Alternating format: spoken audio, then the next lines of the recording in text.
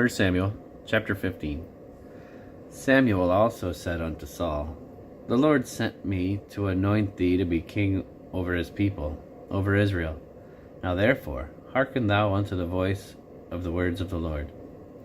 Thus saith the Lord of hosts, I remember that which Amalek did to Israel, how he laid wait for him in a way when he came up from Egypt. Now go and smite Amalek, and utterly destroy all that they have, and spare them not, but slay both man and woman, infant and suckling, ox and sheep, camel and ass. And Saul gathered the people together, and numbered them in Telaim, 200,000 footmen, and 10,000 men of Judah. And Saul came to a city of Amalek, and Saul came to a city of Amalek, and laid wait in the valley. And Saul said unto the Kenites, Go, depart, get you down from among the Amalekites, lest I destroy you with them. For ye showed kindness to all the children of Israel when they came up out of Egypt. So the Kenites departed from among the Amalekites.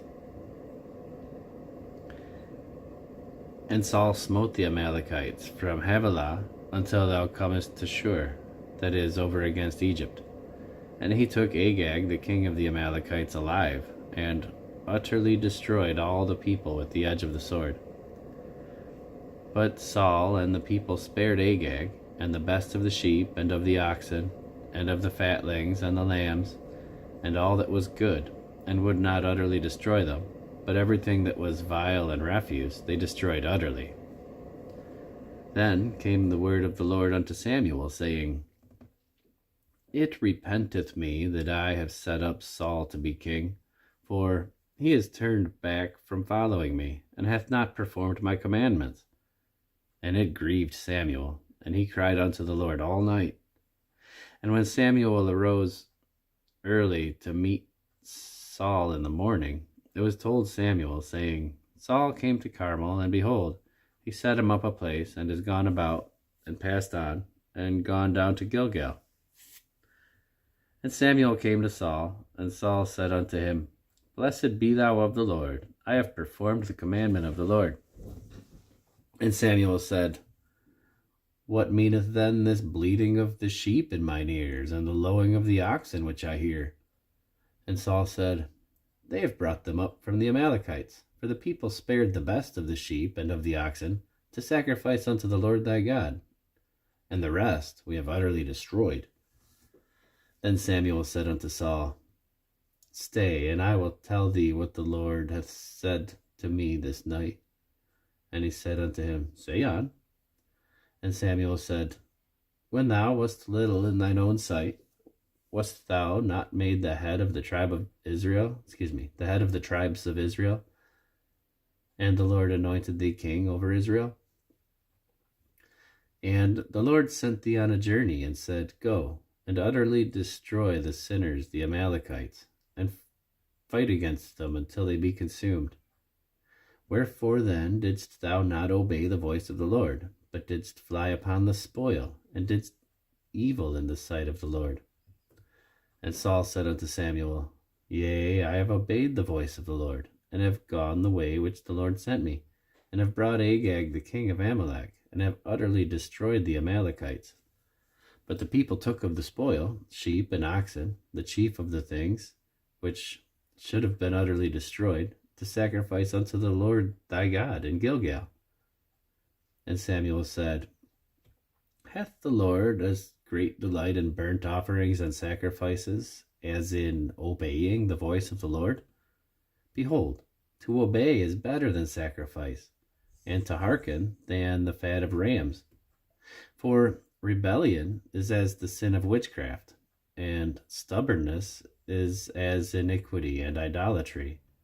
Because thou hast rejected the word of the Lord, he hath also rejected thee from being king. And Saul said unto Samuel, I have sinned, for I have transgressed the commandment of the Lord and thy words, because I feared the people and obeyed their voice. Now therefore I pray thee, pardon my sin, and turn again with me, that I may worship the Lord. And Samuel said unto Saul, I will not return with thee, for thou hast rejected the word of the Lord, and the Lord hath rejected thee from being king over Israel. And Samuel turned about to go away. And as Samuel turned about to go away, he laid hold upon the skirt of his mantle, and it rent. And Samuel said unto him, The Lord hath rent the kingdom of Israel from thee this day, and hath given it to a neighbor of thine that is better than thou.